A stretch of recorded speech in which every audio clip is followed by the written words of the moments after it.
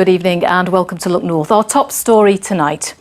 As the inquiry into the contaminated blood scandal closes, a family from Halifax calls for justice.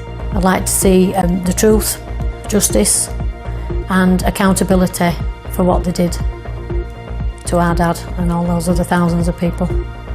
We hear from the Haemophilia Society on why so many have been let down.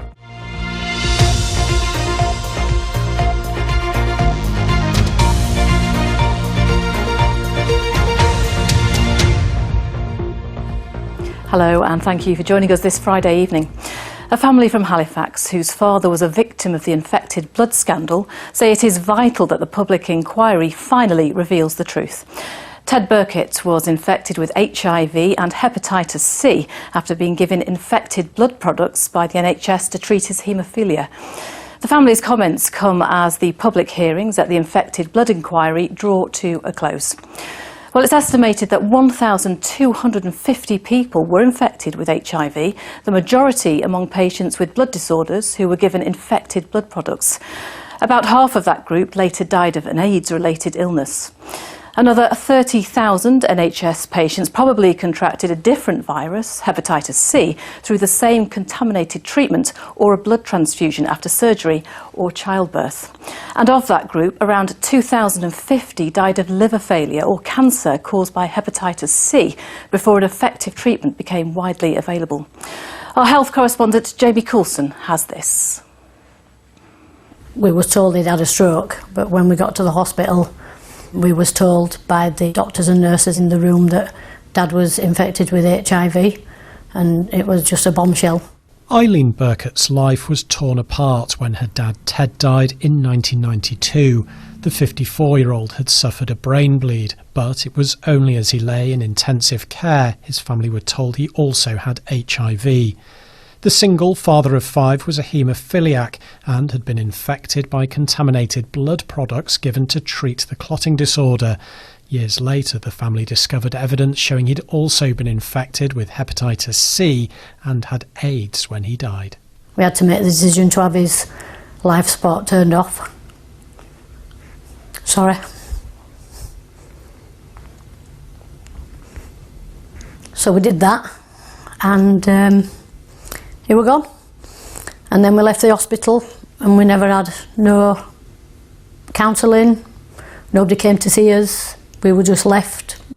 Ted's story is one among thousands where men, women and children were given infected blood or blood products during the 1970s and 80s. Many haemophiliacs were exposed due to a new clotting treatment called Factor VIII, some of which was imported from the US and made from pooled blood plasma, which included donations from high-risk groups, including prisoners. We played Russian roulette with our lives. And continued to do so. In 1976, Richard Warwick went to Trelawn's College in Hampshire, which had an NHS clinic for children with haemophilia. There he was infected with viruses including HIV and hepatitis C after being given Factor VIII. It's impacted every aspect of my life, from trying to get a job, gaining employment, the stigma around it, not being able to have children in my case. It's just, it's impacted everything. The rage I feel at being lied to, dismissed and pushed aside. The government announced a public inquiry in 2017, which began a year later. It has been hearing evidence from all those involved as it seeks to determine what happened, why it happened, how the government responded, and whether there was a cover-up.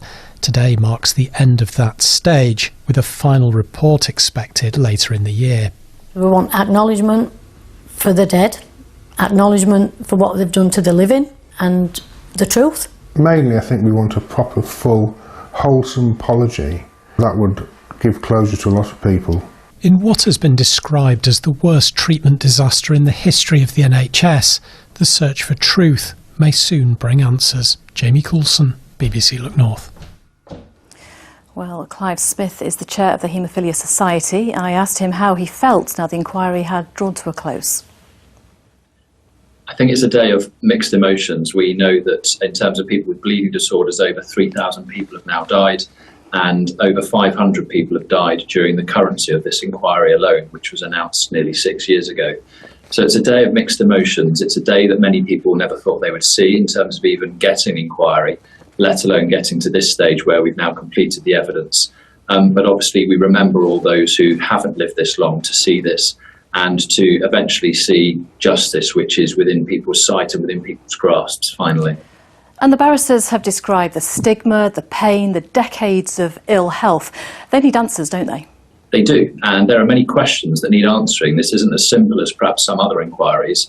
The lawyers to the inquiry have described this inquiry as unprecedented in terms of its scale, in terms of its time span, and in terms of the number of people who've been affected all around the United Kingdom. And so there are lots of answers, such as why the government didn't become self-sufficient in blood products itself when Lord Owen, who was Health Secretary in 1975, had said that we would become self-sufficient, why we then imported blood from the US that was infected with HIV and hepatitis, why that was given to patients without their consent, without risk being communicated with them.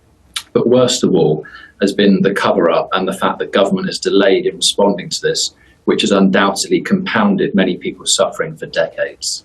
Yeah, and this report has taken years to get to this stage. Has the government failed the people involved?